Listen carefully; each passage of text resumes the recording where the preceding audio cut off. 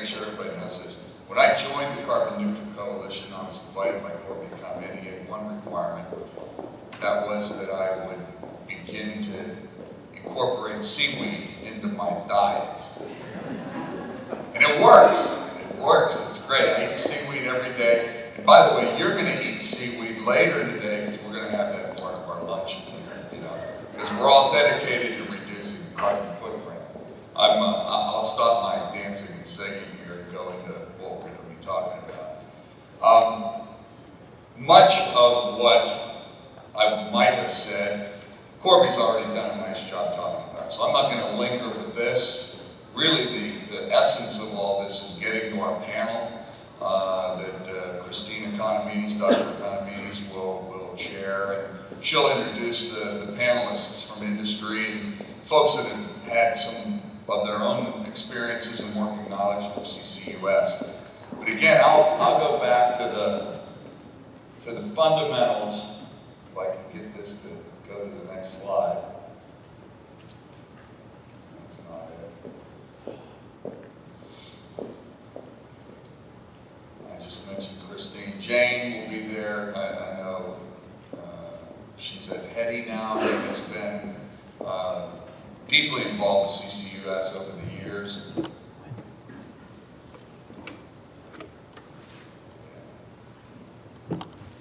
Diane Ralston from Schlumberger as well on the panel. My clicker's not working. I'll apologize for that. Carlos is here from the Bureau of Economic Geology to talk about some of the issues associated with carbon sequestration and storage and risk management. From technologies and policies, et cetera, to get us to meeting any of the climate targets that have been tossed out by the Paris Climate Accord, et cetera, by 2050, and that somewhere between 15 and 20% of the impact in CO2 mitigation will come from CCUS. Now let me say it differently, must come from CCUS. There's a lot of other things that are out there. There's a lot of other approaches and technologies, and those are all part of the conversation. But thinking about it in terms of 15 to 20%, that's an enormous number. It's an enormous amount of additional investment that's going to be required, and that's really the definition of broad commercial deployment.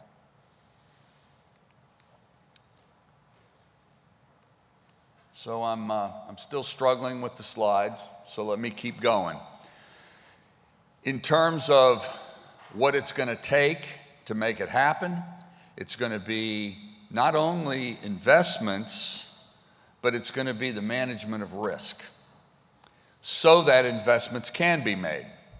And if you look around the world and you look at the whole profile of risk, CCUS has been looked at as, frankly, a big waste disposal model. And it's really more than that. It's an essential part of moving our energy mix forward to decarbonize the critical aspects of the energy that's going to be required going into the future. Let me talk a little bit about how the research was pulled together. We looked at a broad swath of Texas using the same fundamental approach that was used by the National Petroleum Council study. Mr. Robertson just mentioned about that effort that went on for the better part of 18 months with close to 300 participants. And we looked at the broad expanse of the United States. Where could CCUS be deployed? What technologies, what type of processes, what kind of companies would be impacted by it? And created, in terms of the countrywide look at CCUS and how it could be deployed in the United States to achieve broad commercial deployment. And that was defined by something like 450 million tons per year of CO2 that would be captured and stored across the country. Got the slides back, so I'll go back on this narrative, but let me close the thought for just a second. We took that NPC study process here at the university, and very shortly after that was published, we actually created a white paper here at the university called CCUS, a linchpin for the future for Houston. What we did was we looked at the counties surrounding Houston and established a target of getting to net zero by 2050. And so with that NPC construct in place, narrowed it down very close into the Houston region and looked at a 25 to 30 year pathway to get to net zero. We looked at the kind of industries, we looked at the costs, we looked at the cost structure, et cetera, and then the necessary infrastructure and how we would move first, then later, and then finally toward the future. Well, what we've done with this research is we've broadened that out from the Houston region to all of Texas. And the point is to go out and look at all of the opportunities that Texas provided and how do we get to net zero. So let me start with the presentation. I already made this point twice already, so I don't need to keep hammering it home. It is a requirement. It's not an option. The US and Texas was identified in that NPC study as a first mover for broad commercial deployment of CCUS for three reasons. One, we have the concentrated emissions here with the industries that we have along the Gulf Coast. An enormous amount of emissions here in Texas. That's the problem. It's also the opportunity, but it's concentrated and it's nearby. We've got a transportation infrastructure here second to none in terms of pipelines, in terms of the ability to affect pipelines. This is probably known by you already, but if you think about the global pipeline mileage for energy, over 50% of it resides in the continental United States. Think about that. The rest of the world and then the US, 50%. And if you look at the US and where that concentration really is, and you go again using the old 80-20 theory, here in the Gulf Coast, and especially in Texas along the coast, we've got an enormous infrastructure advantage already, but also that we can build upon. And finally, the other point that was made is we have proximal geology for storage in Texas, unlike anywhere else in the world, period. We've got way more storage than we need for just Texas's solution. And part of what Texas can look toward the future is we can actually be part of the solution for not just our state, but for the rest of the country. Because there's many places in the country that doesn't have the kind of appropriate storage necessary for CCUS, but we do. And with that transportation network and with the ability to interconnect this, again, if you look at it as a solution for the good of the public, we have an opportunity here in Texas to do way more than just solve our own problems. So what does CCUS do? It enables decarbonization. That's going forward, and that's not me. There we go. Decarbonization of existing hydrocarbon-based industries, all of the industries that Mr. Robertson was just talking about here in a second. But also hydrogen as a fuel of the future. Without CCUS, we can't meet those hydrogen demands. Let me give you a quick statistic. Today, there's 13 billion cubic feet a day of hydrogen that's generated. And projections are by 2050, it'll be 50 billion cubic feet a day. Think about that as almost 5x of where we are today. And think about the amount of transportation network necessary. Today we have over 1,000 miles of pipe for hydrogen, and projections are we're going to need somewhere around 20,000 miles of pipe to affect the hydrogen of the future. Hydrogen as a fuel for the future isn't just running around with trucks or cars that are using hydrogen. The real ticket is fuel substitution in places that today are using hydrocarbons and fuel headers to raise steam up and down the Gulf Coast.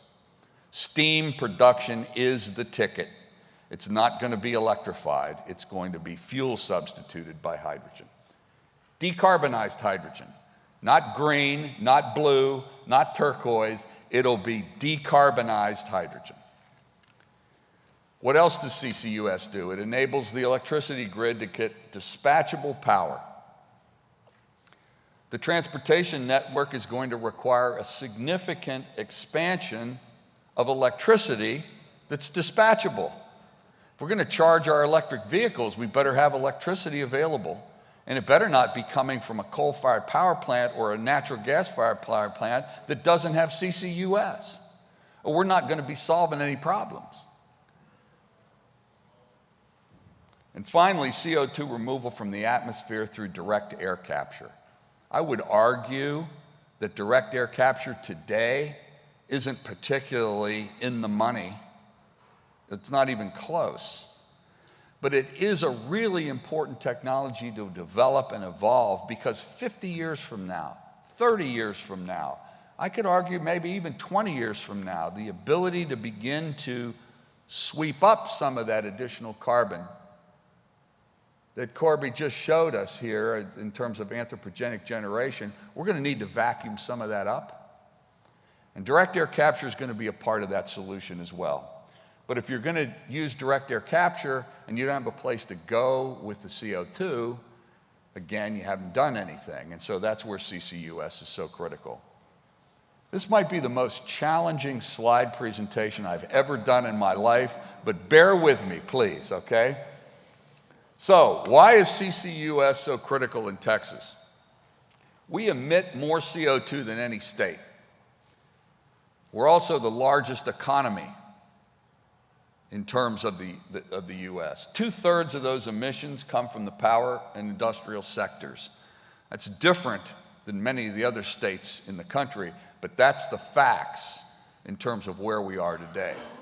We've got over 50% of the refining capacity, 75% of the nation's petrochemicals, 9% of the nation's manufactured goods. We have a big opportunity to, one, really create a future for, because of those existential threats that I referenced earlier. We got a lot of job growth and job retention that hinges on CCUS, we believe. And in terms of the workforce of the future, you're going to hear about that in a future panel. And is the technology exportable? Again, thinking about CCUS as a technology not just for us, but for the rest of the world.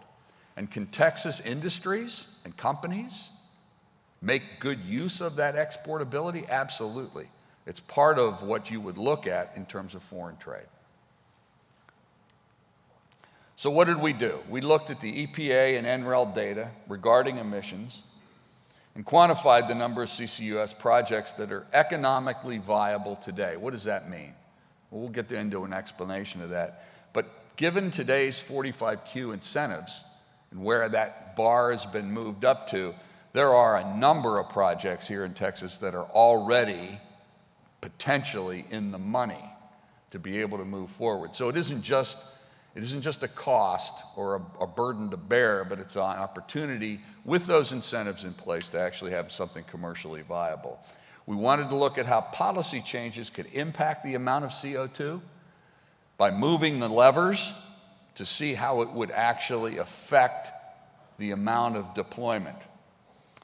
And we analyzed more than 80% of the emissions coming from the industry and the electric power sectors. There's a lot of plants in Texas that have the ability to be proximal to that geology, those pipelines, that infrastructure. So again, we have an enormous opportunity here, not only in East Texas and along the Gulf Coast all the way to Louisiana, but in the Permian with some remarkable geology there, again, unlike anywhere else in the world. So, when you put all that in, you have to synthesize it. And from a business standpoint, any of you obviously that are involved with business activities, you run a 20-year cash flow. You put a model together, you put all the inputs in. And the point of this is to numb you with how much there is to consider, not to be able to read the chart. It's an enormous amount of inputs that go into this, scenarios that you build, and that's what the modeling effort went towards. To get to a point where, most important, not to get to the answer, but to understand that tornado chart on the right which is a sensitivity analysis. Which of those variables and inputs that you assume matter the most? That's what this is all about. Figuring out how you should not be majoring on the minor, but actually focusing on what matters. And that's what this did in terms of a 20-year cash flow and in terms of the modeling that we went through.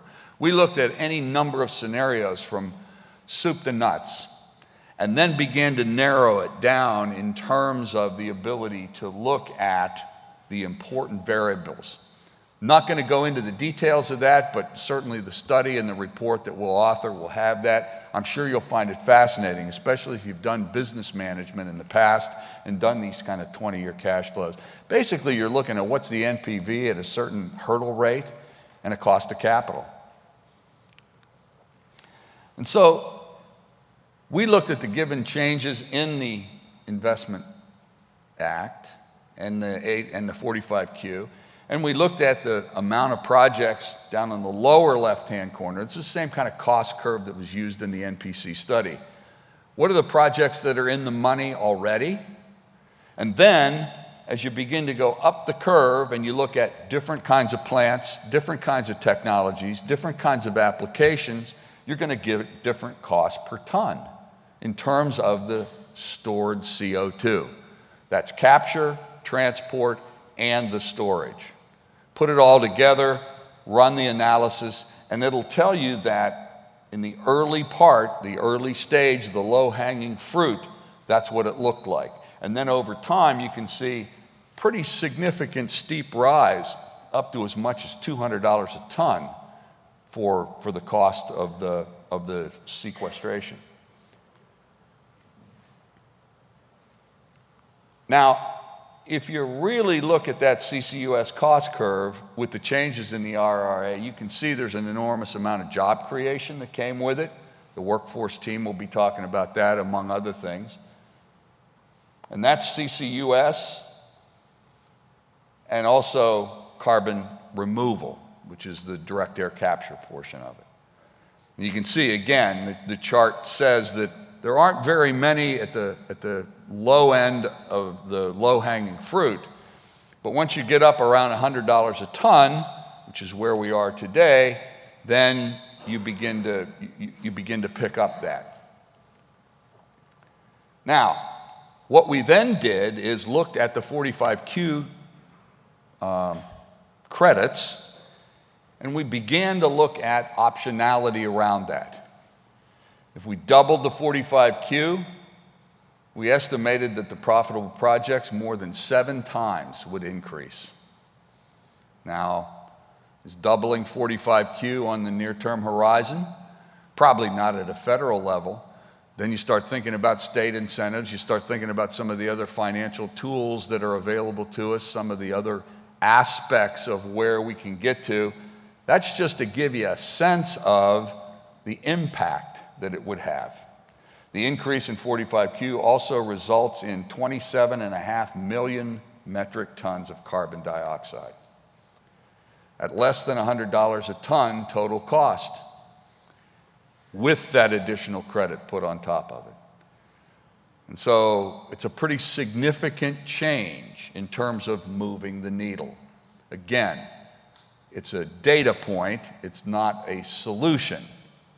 It's a data point to give you an idea how the model reacts and how the amount of projects can be impacted.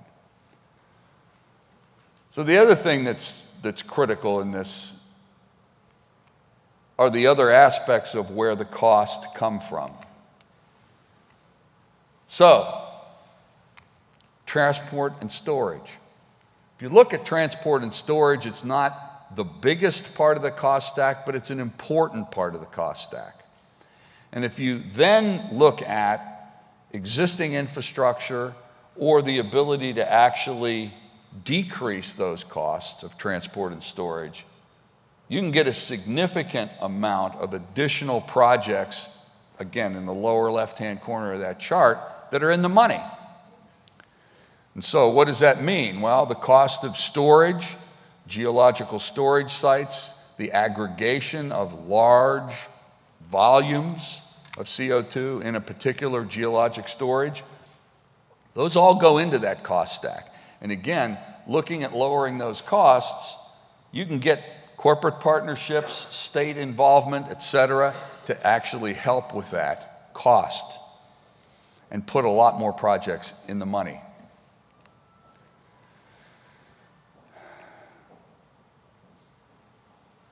There's $14 billion for CCUS and DAC projects.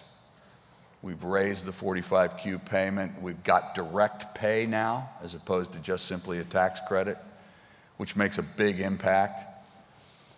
And it significantly reduces the amount of CO2 that's captured each year from 45Q. So if you look at moving the needle from 35 and 60 up to 50 and 85, you get a big change. So we know what the capital costs are for a few projects, but not very many. We work Petra Nova. And by the way, if anybody here ever hears anybody say Petra Nova was a failure, they're just flat wrong. It wasn't a failure. Not at all. It demonstrated reliable performance in a situation where no 45Q credits were ever part of that effort at all. At a place where the CO2 was going to produce oil for enhanced oil recovery, at a time when oil prices went below zero for a while. And you can remember when that was a few years ago. And so you had a perfect storm for why the economic engine for the project wasn't suitable. But in fact, now after the plant was idled, the carbon capture portion of it was idled, that plant has now been acquired by a Japanese organization and will be restarted in the new year because the 45Q credits and the opportunity to realize the value from that plant is clearly back on everyone's radar screen. That plant was not a failure. It was a wonderful demonstration that it could work, the technology did work, it was safe and permanent storage, all of the things you needed to have it be an investable project. And that's why the Japanese have come over and made that investment. You'll see that coming in the new year. Some industrial sites modeled might have multiple point sources from which the carbon's captured. That can raise capital costs, but it also tells you you want to focus on the places where you can actually do the most effective aggregation. And we haven't taken any credit for future technology changes, not in the modeling.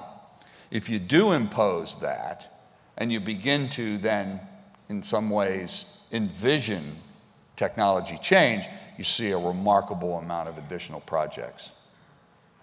So I'm not going to cover any more of this in any detail. The panel will probably take these topics in place. But policy implications, what are the gaps? What are the concerns? What about risk? How do you mitigate risk? How do you actually make it commercially interesting for investors? And there's projects today that can deploy CCUS and make a product. It's not just a cost. If projects have to be profitable, looking at doubling 45Q incentives, a huge impact, 6x in terms of deployment. Is that important? Is it critical? Do we need to do that? Do we go halfway there?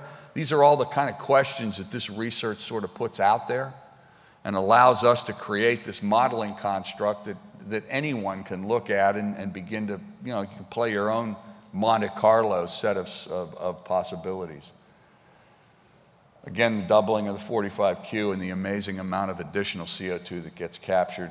And of course, reducing transport and storage costs. It's a big part of what we have today with existing pipes that are in place, existing geology that's being used, but the ability to ramp that up.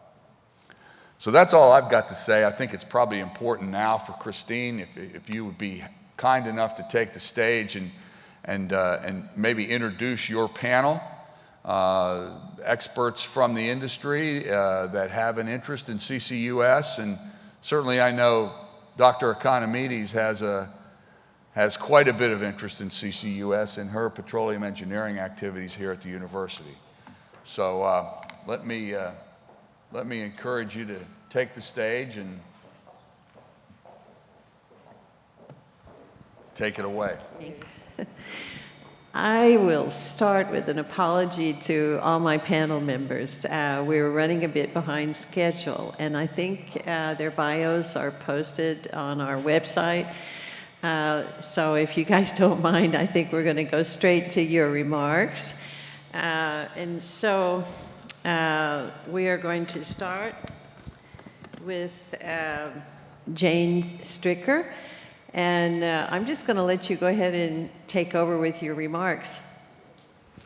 Thanks so much, Christine. Really great to be here. And for those of you who don't know me, Jane Stricker, I run the Houston Energy Transition Initiative for the Greater Houston Partnership. And that role started about a year ago. And prior to that, I spent about 20 years at BP. And there's been a lot of reference to the 2019 National Petroleum Council study on carbon capture, use, and storage, and that's probably the role I point to most frequently as what got me into this net zero, carbon neutral energy transition space, was coordinating that study on behalf of BP. And so what I usually share with people is before I was asked to coordinate that study, I didn't even know what CCUS stood for. And by the end of it, I had written most of the policy chapter, half the economics chapter, and quite a bit of the executive summary. And so that's really just to say that we always have to remember that with CCUS, we have to start from a point of recognizing that a lot of people don't fundamentally understand what this technology is and what it does and what it can enable. And it's really important as we think about engaging people about why this is so important. This isn't about saving an industry. This is about decarbonizing our future. And the more we can talk about CCUS as being an enabler to do that, the more we can get people to see that this is about decarbonizing a broad range of industries, whether it's steel or cement production, refining, petrochemicals. All of these industries need to be decarbonized. And as Chuck mentioned, you know, every study done by the IEA and others indicates that we are going to continue to need to use fossil fuels for a long, long time in a range of ways. And so I think sometimes we get caught up in figuring out what the perfect solution is 50 years down the road, and we forget that we have technologies that exist today that will allow us to do what needs to be done and make significant change. And in Houston and in Texas in particular, we have this huge opportunity to make a significant impact on our current emissions today with technology that exists today, with geology that we can access easily through pipelines that already exist, and we need to just get on with doing some of these things. And so I think, you know, I'm definitely looking forward to this upcoming legislative session, because I think for Texas, this is sort of the do or die moment of, is CCUS really going to be Houston's and Texas's strategy to own and be a leader in? Or do we need to sort of follow behind others? And hopefully that's not the case. We have, as Chuck mentioned, such a large concentration of stationary source emissions here from industry, and there's really no other way to tackle those today effectively. And when you think about the amount of time it would take to impact that, with a whole range of new technologies that haven't even been developed yet, we could be looking at, you know, 20 years down the road before we've got something in place, whereas the technology to do CCUS exists today.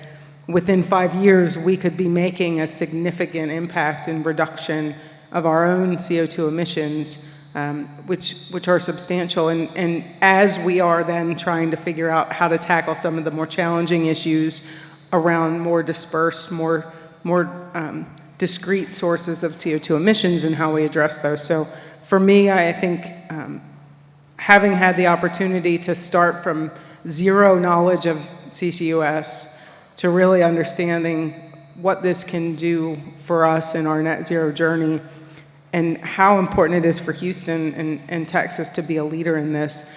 The capability that it will take to implement CCUS technologies is technical capability that this industry that is based here in Houston already has. We know how to do these things. We've been taking these things out of the ground for years, and we have the skill sets, the capability, and the talent to figure out how to put the CO2 back into the ground safely and securely and permanently.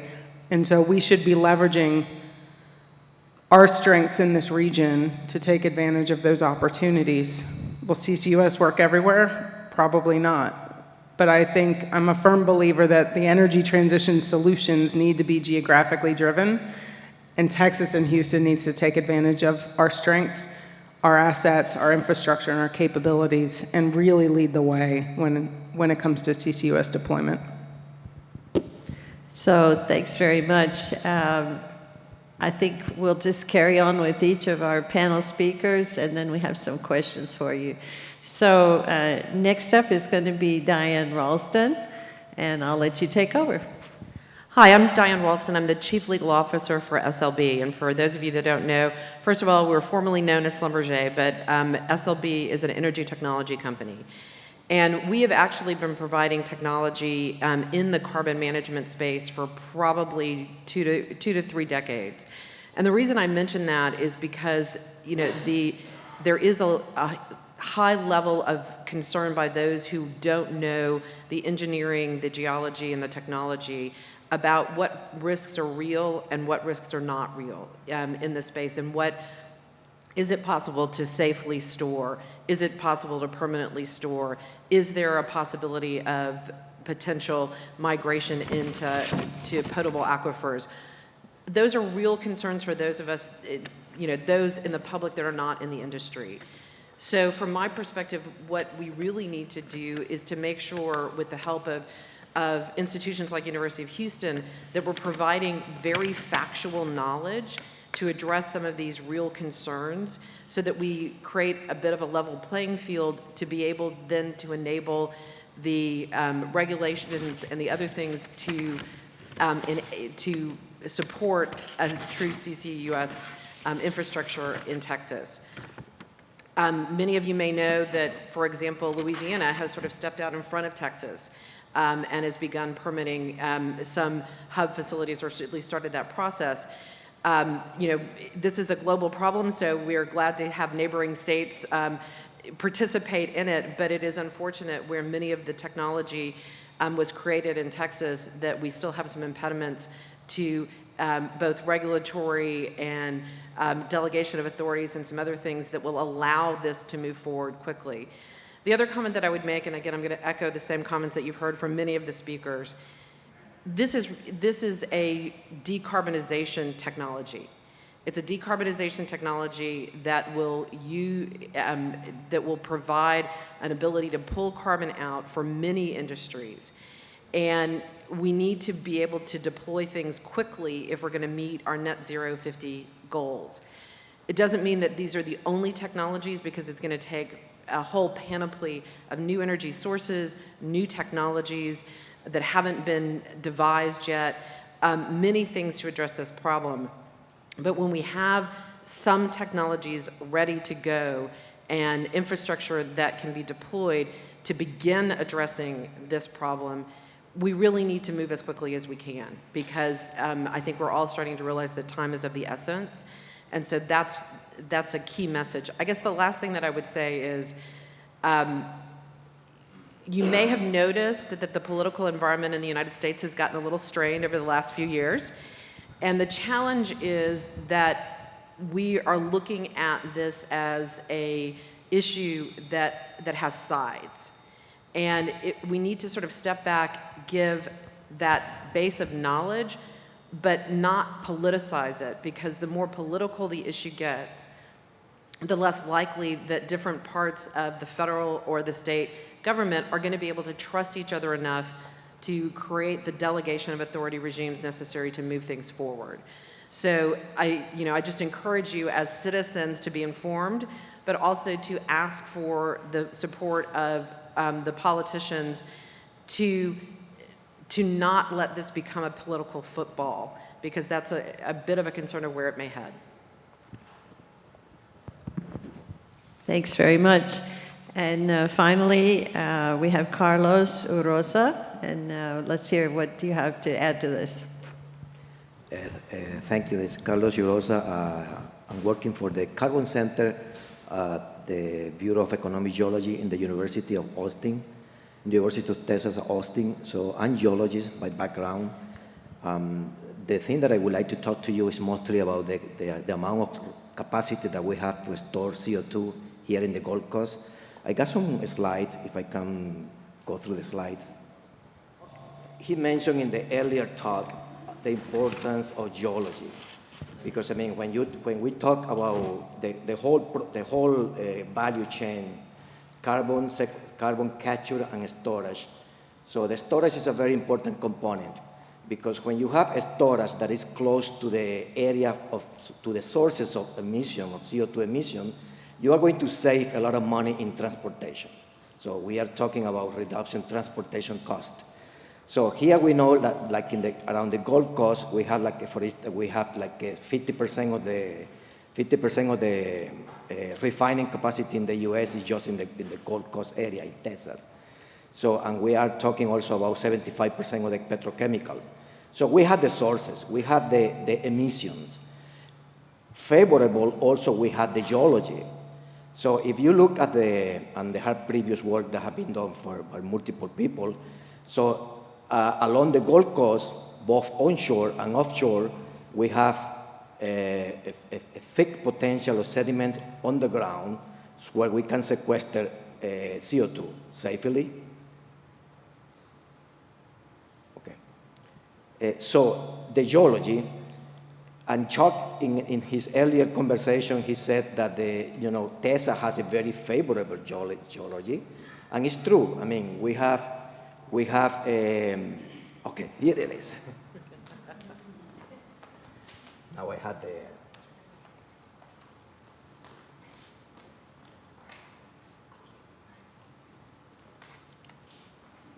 So we don't have the big screen, but we had this little one.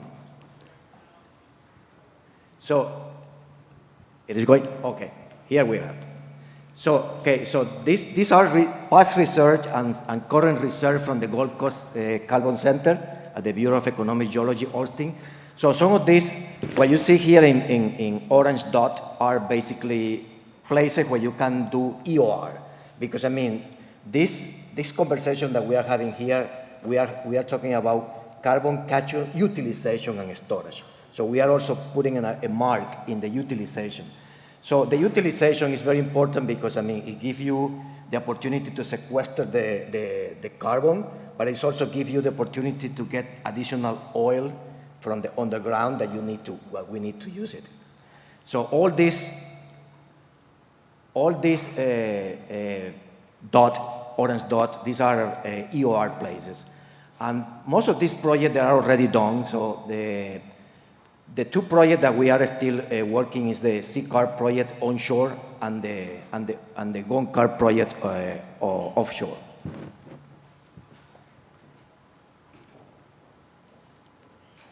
Okay, so this was one of the important projects that the Bureau was involved in the past from 2008 to 2015. So it is in the Cranfield field, a pilot test. So basically, they drill one injector, that is what is called F1. There are 2 observation wells, and they were injecting up to 5 million tons of CO2 in certain amount of time, very safely. So the monitoring, we didn't find any leakage. So, I mean, we demonstrate with this work that you can store a good amount of CO2 on the ground without leakage and without touching any sources of drinkable water or something like that. So if you see here what you call F1, F2, and F3, so these are the injector well, and these are the observation well. And what you see here in red and green, this is like the CO2 plume, the extension of the plume. So you start injecting CO2 here in the injection well, and then you have these 2 wells that you can track how the plume is going to extend as the year pass. So now, opportunity for the Gold Coast, there are plenty of opportunities. If you see here to the map to the left, there is the Gold Coast. You have a number of projects that are already going on and some other projects that are in preparation. So what you see in the right side, that's what we call the blue map, because the blue, when you see blue, is favorable geology to store CO2.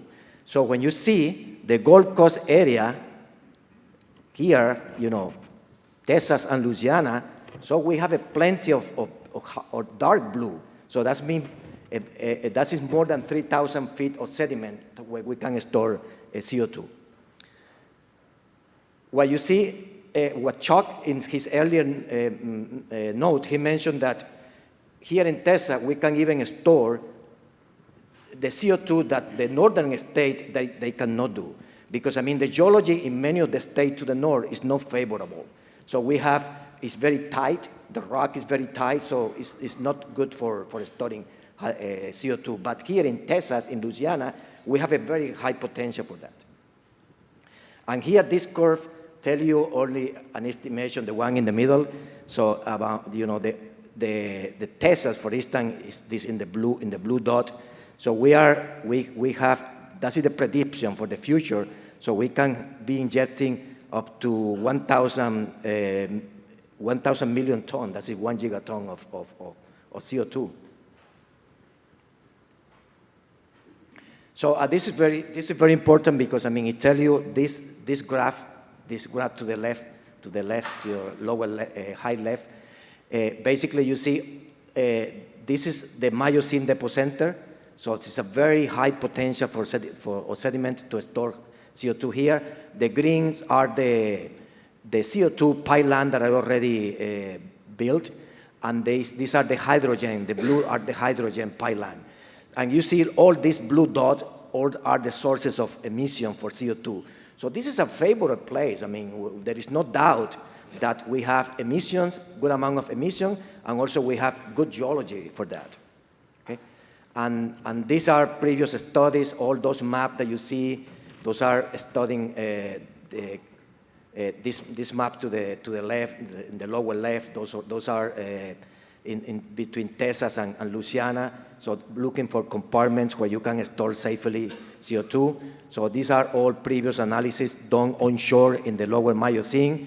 So you can see that the green colors are always good. So that's give you opportunity.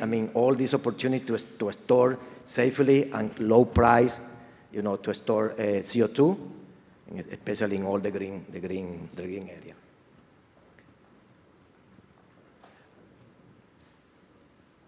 Okay, so and this is still the offshore. This is one of this is the word from one of our students here. The name. So basically, this is offshore Corpus Christi, and what you can see, this is a seismic interpretation. What we see here are all what we call a structural compartment, where you can also store CO2 safely. And this is my last slide. This is onshore, and what you see here in the left map, like in a pinkish color, like a pink color. So this is the Wilcox trend for production, and what you see in blue, that's the Frio trend for production also. So onshore, it's a little bit different when you work offshore than onshore. Here in onshore, there are many fields that has so many wells that you cannot actually try to inject in the fields, in those abandoned fields, because of the amount of wells and very old wells. So there are potential for leakage there. But down deep of those fields, we have the aquifer portion of the stratigraphy. That aquifer portion gives you less wells, less potential for leakage, but also give you a lot of potential stratigraphic potential for storing CO2. So that's basically, and this well correlation that you see here at the bottom, this is the Wilcox system. So basically we have lower Wilcox, upper Wilcox. Those are two potential stratigraphy where we can store safely CO2. And we are working in multiple projects with industry and also internally for the Department of Energy. The important thing here, and my colleague here, she mentioned about the importance to protect the sources of drinkable water. Because for instance here, the Upper Wilcox is a very good place where you can store CO2, but the aquifer, there is connectivity to the aquifer for the brackish water and the fresh water. So those are things that, you know, when you try to submit a permit to the government, you need to demonstrate that once you start injecting CO2, you are not going to damage or you are not going to reach the sources of drinkable water. So that is very important when we do the geological evaluation. And here is the FRIO, here's the FRIO system. So that's also onshore. And there are multiple projects that recently there was announced an agreement between King Ranch and OPSI to develop, we were participating in the evaluation. So basically to develop the direct air capture in the King Ranch area. So that was a good one. In the FRIOception, that is basically, this is the upper FRIO here. That's the potential, that has the good quality, the rock to support CO2 injectivity. And I think this is my last one, and here that was my last one, and basically, you know, because I'm geologist, I like to show slides, and you know, nobody can discuss that. I mean, the Gold Coast is a great area. It's a great area to store CO2. So we have the geology. Here in Texas, we have the geology. We need the other things running, and then there we go. Thank you.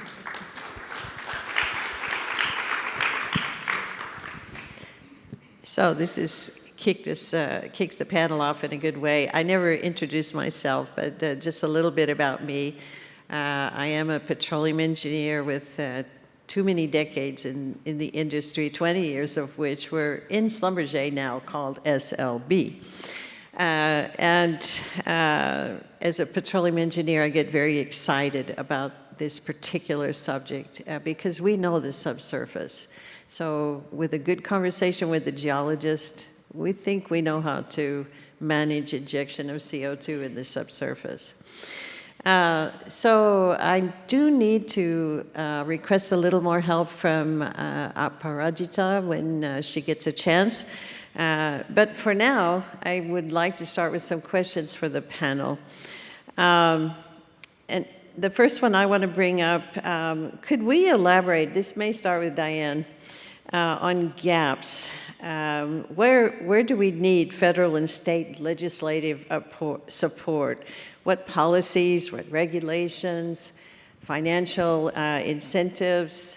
Could we start with you, and then Jane may want to add a little to this one too. Yeah, happy to jump in there. You know, I think we've touched on it, and many of you will already be aware, but one of the first concerns or questions is who is authorized to issue permits to allow the wells that will inject the carbon into the ground to be permitted. Right now, Texas has applied to be primary, and that would be a transfer of the authority from the EPA to Texas. The process is, several states have applied. I think only one state has been granted primacy. But the process is taking a while. I think the current administration has agreed to dedicate additional resources to try to review that. But right now, for those who are interested in moving forward with a project, they must submit their permitting application to both their state regulator and their federal regulator. So moving forward as quickly as we can to limit that down to one key regulatory authority would be would streamline the process, would make that much easier. Corbin touched on it much earlier today. There is still a lack of clarity in Texas on who owns the pore space. So who gets to grant the right to somebody who may be trying to lease land to construct a facility, who has the rights to that? And so that's a really pretty fundamental question that we probably need to resolve in Texas. Those are sort of the two biggest gaps. There continues to be issues around liability and transfer of liability. Some states have already enacted legislation that will say Once you've constructed a facility and demonstrated, and I think Carlos showed some examples of how you can demonstrate the efficacy of your facility and that the construction, the subsurface, that you've had an appropriate containment. Many of the states, to facilitate investors in projects in CCUS, are saying that after 10, 20, sometimes longer, that the state will then take over responsibility for any liability after that period of time. So that is still an issue that has to be resolved in Texas, and so that would also facilitate, and the model that Chuck showed, one of the long-term things that you're modeling is what could your potential end of lifetime of your project liability be. So those are just a few of the things that would help if we could clarify moving forward. And Jane, you may want to add something to this, or? Yeah, I think those are exactly the issues that we need to resolve from a state level. I think, you know, the one project that I'm aware of in Indiana that required federal approval for a Class 6 well took nearly 6 years to get that approval. And so, as you would imagine, being able to get projects done, having some level of certainty, when the tax credits are time limited, time is of the essence, and so being able to have solid economics doesn't only depend on the financial policies to support these types of projects, but also on certainty that you will actually be able to get a permit in a reasonable amount of time to take advantage of those tax credits because they are time limited. And so these things sort of compound on each other. And so everybody got very excited when the Inflation Reduction Act was announced and the level of credits associated with carbon capture and storage were increased from $50 to $85. But there still is a whole process that the IRS has to go through to clarify what those requirements are and how that will work. And it took nearly 2 years for the IRS to clarify the 45Q regulations after the first go-round. And so, you know, getting those things done quickly will be really critical for investors to be able to have confidence to invest in these types of projects.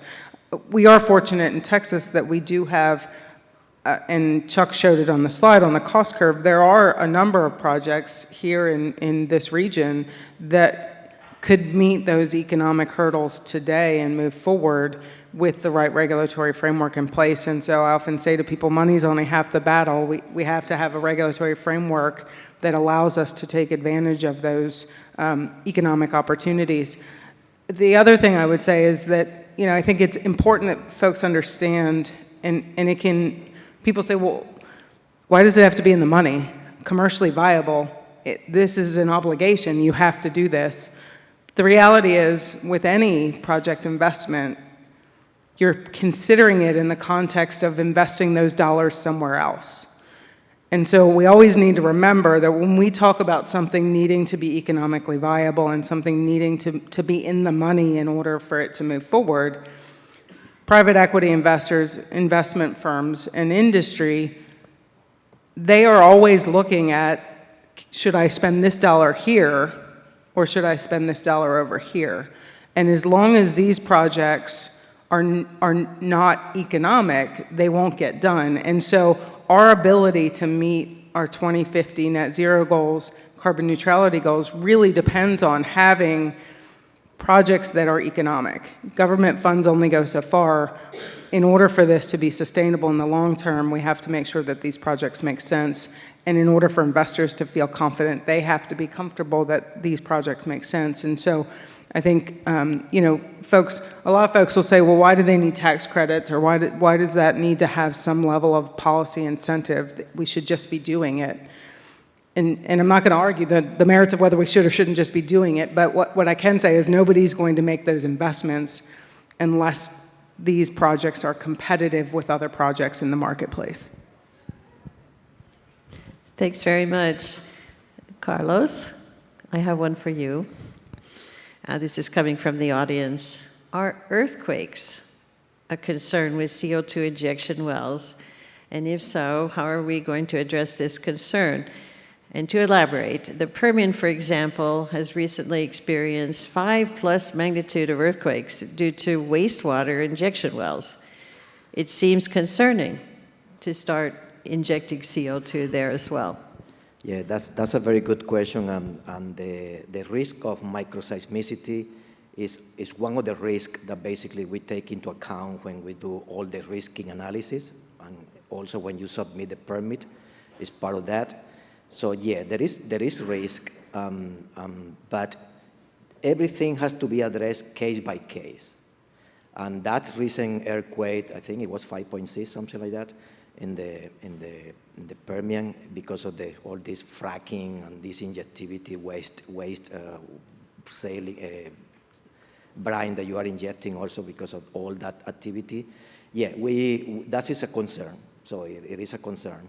Every time you do a project, depending where you are, because I mean, you need to evaluate also your soft surface. The geology is very important because there are some areas, and there are some areas where you don't have that complexity, structural complexity, like a faulting. Like we go in the soft surface, we evaluate the amount of fault that you can have. And some of those faults, they might have some displacement.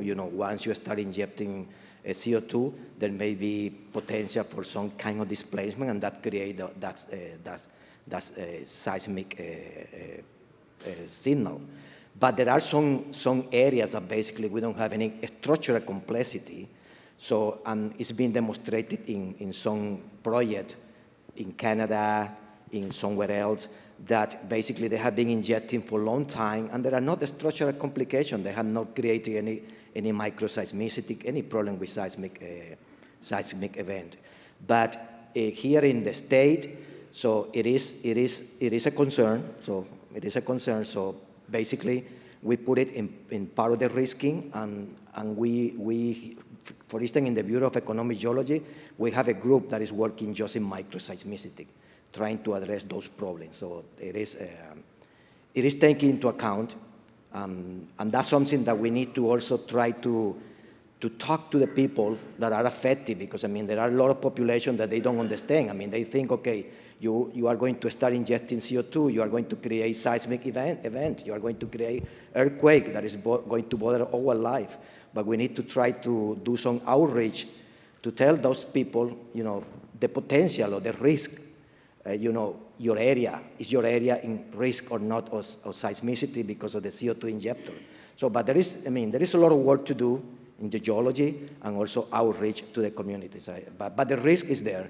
So there is risk, but depending on the area. So it has to be case by case, and also depending on the complexity of the soft surface. If you have a lot of faulting, a lot of fractures, but areas that are with no problem with faulting, so they may have no problem with seismicity. Maybe just to add a comment to that, because that actually is still one of the gaps in our regulatory framework. It has not been made clear what kind of technical support is going to be required to determine if a permit is technically complete. Many people are doing 3D seismic, some are doing test wells to begin with, submitting that data. Others are not, because it's still not clear on what's going to be required. But to Carlos's point, the more that you have researched your site and have information and geological studies that can say whether there's fault lines or other things, and you can choose your site that has the best potential, then that is going to, one, increase your ability to get your permit approved quickly, which will affect your economics positively, but also it will be a way for you to control the ultimate liability of the project. So clarification around exactly what is needed. I think many people are doing exactly what Carlos is recommending, which is having a very technically complete package, but it's still a bit unclear what the regulators are going to be looking for. One more quick thing to add, yeah, and when you do also your monitoring, after you start injecting, your monitoring, you also are monitoring for microseismicity. So it is also part of the whole process. Thanks very much. And Carlos, you gave me an entry word with the word community. Another question from the audience. What efforts have been made to engage communities where carbon capture and storage might happen. We've seen New Orleans prohibit CCUS. Prominent environmental justice organizations are rightly and deeply skeptical of this technology to be a real solution, as Black communities around the Gulf Coast have dealt with the consequences of the oil and gas industry's careless pollution on their health and livelihood for decades. This is coming in part through the Deep South Center for Environmental Justice. And I think it's a very good question for anyone on the panel who wants to start with this one. Well, I'm happy to start and talk about the things that I'm aware of. When we did the National Petroleum Council study in 2019, we had Dr. Sally Greenberg from the University of Illinois, who was involved in the one active CCUS project in Illinois, the Decatur project. And she's been an expert, foremost expert in stakeholder engagement process and implementation for, gosh, over 20 years now. She flies around the world to help communities and industry members develop frameworks and processes. One of the things that both the CCS Alliance and the Greater Houston Partnership and the work that I'm doing at the Houston Energy Transition Initiative are doing is bringing in organizations like the Houston Advanced Research Center, who has done a great deal of work over the last several years with a broad range of community organizations around energy projects, and then also bringing in Dr. Greenberg to really help develop an effective framework for community engagement. Having been in the industry for 20 years, I'll be one to put my hand up and say it's not something that industry has been particularly good at in the past, in all cases, connecting with communities. I think we can point to examples where there really is fantastic engagement and relationships that have developed over time between industry players and communities, but it is not consistent. And so one of the things that we're looking at right now is how do you help build the framework to connect corporate climate action with community concerns and really bridge that divide. And so we'll be doing a fair bit of work, particularly over the next 12 months, to really understand what are the issues, what are the challenges, and how do we more effectively communicate what's going on. What we do know is, the geology slide is probably not the most useful in engaging some communities at the beginning. It is a process to get folks to understand the process, and there is a place for getting into the details, but you have to start from a place of recognizing that there's a specific set of concerns that these communities have, and we have to be willing to listen to what those concerns are versus just sort of walk in and say, this is the project that we're going to develop, and here's why it's safe and effective, and you don't need to be concerned. That we know won't be effective. What we need to do is earlier in that process bring community groups and stakeholders into the conversation so that we're developing that relationship over time. And I think that's something that at least I know all of our industry members are particularly interested in getting better at and building that muscle and that skill set. I think to add on to that, in the Inflation Reduction Act, there is some requirements, frankly, that environmental justice be more at the forefront of qualifying for some of the funding or some of the credits associated with that. So in addition to the outreach, which is really important to have that dialogue and understand what the concerns are and provide real information to the community so that they understand what's happening, some of the environmental justice programs are also looking at how do these projects benefit the community. Are they going to bring jobs? Are they going to bring skill set training associated with that? Are they going to help reduce pollution in those areas because you will be pulling carbon out of the atmosphere around those neighborhoods? So I think all of those are going to be important concerns and considerations. I think whenever we have the opportunity to create a new aspect, a new industry, it's always going to provide jobs, and making sure that those jobs are dispersed throughout all communities and people have access to them is also going to be really important. So I think as people are thinking about these projects, I believe that they're thinking about them in more appropriate, holistic ways, and we'll be looking at really partnering with key community organizations to brainstorm about what some of those right environmental justice programs will be that will be mutually beneficial. Thanks very much. Related to an audience question, let's carry this a little further. So, who's liable? Are we going to have to rely on state and federal government assuming liability? How do we assess risk for insurers? Are insurers necessary to this process? Lots of questions, so this might be Diane to start on it, but I can see Jane nodding a lot too, so let's see. Yeah, I can jump in on this one, and I think it goes back to what Carlos started his presentation with. With any project, the foundation work that you do from site selection and understanding the geological foundation, and then your construction of your project and making sure that you are using cements that have a, are designed when you're casing your well, that are designed for carbon, for other things, so that you're designing your project to mitigate as many risks as you possibly can, that you're installing monitoring, that you're doing other things both on the surface and subsurface to understand what could happen so that you understand potential issues and how to address them. So I think there's a lot to do with project development and site selection in dialogue with insurers to understand what those real risks are. I think there is a knowledge gap with a lot of the community about the actual risks. We had the earlier question about seismicity, and how applicable is that to each project is really a key concern and question that will need to be answered. So step one is really doing the right work on your project development.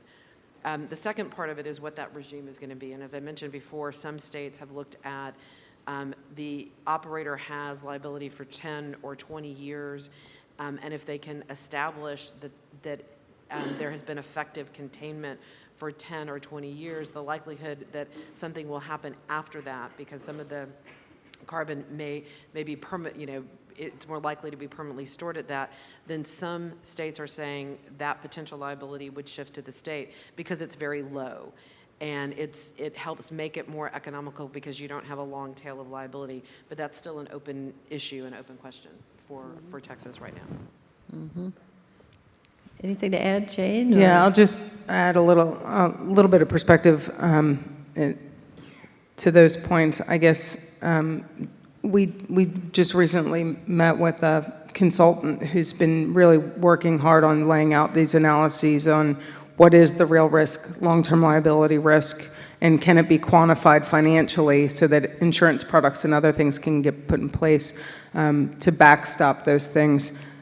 Depending on whether the state is willing to take on that liability or whether the industry players will need to continue to hold that. And so I think there's a lot of work going on here. But what I would say is that this industry has always been in this space of having to figure out what the risks are associated with major projects, and then how those risks get managed and what the right tools and mechanisms are that need to be put in place for that. And so whether it's onshore wells, offshore wells, deep water, every time industry moves into a new space, their process is to do that risk analysis. And outside of just the oil and gas industry, this is the case for any major project developer.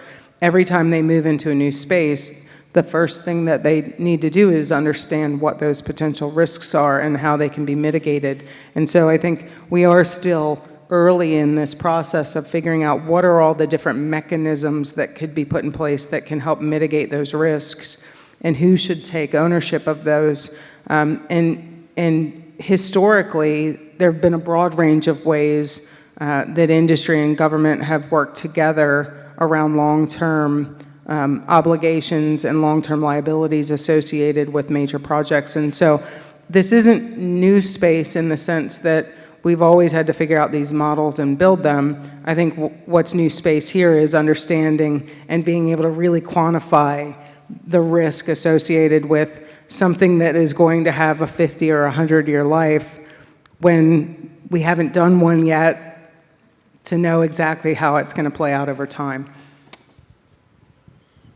Thanks very much. I'm not sure how we're supposed to time this out, but I think what I would like to do is ask a final question of the panel. And this is a terrible risk to start with a geologist on this, but we're going to start with you, Carlos. Is the goal of net zero by 2050 achievable? This is a very good question for everybody. And I'm coming from the oil industry. And, I worked for more than 20 years in the oil industry. I started recently working in CO2 sequestration. And we depend on fossil fuels. And everybody in this audience is clear with that, I believe. As Chuck said very clear at the beginning in the introduction. So yeah, there is a path to net zero 2050, but we are not getting rid of these fossil fuels that easily, because I saw one of in the earlier presentation, like the amount of a lot of area that you need, for instance, to generate electricity for solar panel compared to fossil fuels. You got a facility, a natural gas facility, you got a certain area where you can produce a large amount of kilowatt, megawatt. But to do the same thing with a solar panel or windmills, so you need a very large area. So imagine when you go driving on any highway and you see to your right, to your left, instead of looking at crops of corn or other things, you just see solar panel, windmills. So can you imagine that? So that is very difficult to achieve. So I think the dependence on fossil fuels is still there. So what we need to do is try sequester the CO2 that we are producing with the activity, with the oil and gas activity, look for a way to sequester that. And even the coal, there are still a lot of coal-fired power facilities that are still going on. And we have close to here the Fayette facility. When you go in the way to Austin, you can see to your right side, that's one only produce more than 9 million tons CO2 emission per year. So that's a lot. So, and this, but at some point, some of those facilities, they need to be converted into abated facilities where you can sequester the CO2 that you are producing. Because one thing that we need is, for instance, for Texas, we need reliable energy. And imagine, you know that in Texas, in high peak of consumption, we get to 75 gigawatt. So that's a lot. So with renewable energy, it is difficult to achieve that. So we will depend on fossil fuel for a while. What we need to find is, as a community, as a research community, of the industry, we need to find ways to mitigate the CO2 emissions. And that is carbon sequestration is giving us an opportunity to do this. Thanks very much. Diane? Jane? Yeah, I would say I'm optimistic, and I do think we can reach net zero by 2050, but it does really require embracing a broad range of solutions, all solutions really. We need to be looking at battery storage, we need to be looking at renewable energy sources, we need to be looking at across the board geothermal, alternative fuels, everything is out there. What we can't do is sacrifice the good to achieve some vision of perfect, particularly when we know that some of the technologies that are needed for us to really reach net zero over the next 25 years haven't even been developed yet. There's so much great work going on in our universities and in our labs and in startups, and there's so many new technologies coming, but many of those will take years and years and years to really develop and reach scale. And so we can't afford to continue to wait and debate whether this is the best solution. We need to be looking at all solutions, and CCUS in particular is one that we have enough experience, we know enough to know that it can do what we need it to do, and it can make a significant impact, particularly here in Texas, in terms of emissions reduction, and in a relatively quick period of time, given the infrastructure that we have, the assets, the capability, the talent, all of those things, and the ability to do it economically. That means we can do this. We just need to get started and working on it, while at the same time implementing all of those other solutions that get us to a future that is sustainable and long-term and allows us to continue to produce the energy the world needs, but in a way that is much more environmentally sustainable. I think I'm going to reflect on my own company as a bit of a microcosm for this, because I think we have to commit to it to make it happen. So I am also cautiously optimistic. My company, like many others, have taken a net zero by 2050 commitment, and one backed by the Science Based Technology Initiative data and repeatability of metrics and measurement of emissions. One of the challenges that we still have is the digital infrastructure necessary to help companies be able to aggregate this data, get the baseline, and then measure forward. So that is one of the things that we are collaborating with some of our clients to work on developing. We're doing a couple of things. We have businesses in core oil and gas, but we're working on technology that we call our transition technology portfolio that is introducing technology that will lower methane and other emissions in our core business. At the same time, we're investing not only in carbon and carbon sequestration, but geothermal energy storage. We have hydrogen technology. So we are sort of doing what we're discussing. We're trying to say, look, there's not going to be a single path forward. It's going to take multiple paths forward, but within my own company, it is that core business that is funding the ability for us to invest in these emerging technologies. So I think that's being repeated not only in the oil and gas industry, but in other industries. And as long as we keep recognizing that it is going to be that balance and that we need to pursue all available avenues, I think I'm very optimistic that we can get there. I guess the last thing is, we're a company that's grown on innovation, and as you said, there's technologies that are going to be needed that don't exist today, and so I think making sure that the bright minds that are coming out of University of Houston and other universities understand that there's a place that they can be part of the solution by coming into these industries that are very committed to developing those next new technologies and are committed to funding those. I think that's also part of the message that we all need to get out, because that is something that we uniquely have here in Texas. We have the willingness, we have the history of innovation, and so it's just a new challenge for us to turn to, and if we all turn to it together, I think it is something that we can solve. Okay, so I'm going to take the last word on this one. We didn't get to workforce questions I would have liked to ask, but there's a session on that at the end, so I'm looking forward to that a lot, because I'm in the business of training a workforce. But what I would like to say, I don't know if there's any region in the world that has a bigger challenge than Texas. That being said, Texas has led on wind, Texas is going to lead on solar, Texas leads on oil and gas. We are in the business of leading. So I would love to see this happen. I'm so excited about the Carbon Neutral Coalition commitments. I'm very pleased with what our panel had to say on this particular question. I'm a native East Texan. Let's see if we can get there. Thanks very much for your attention. I think I'm going to turn this back over to Ramanan now.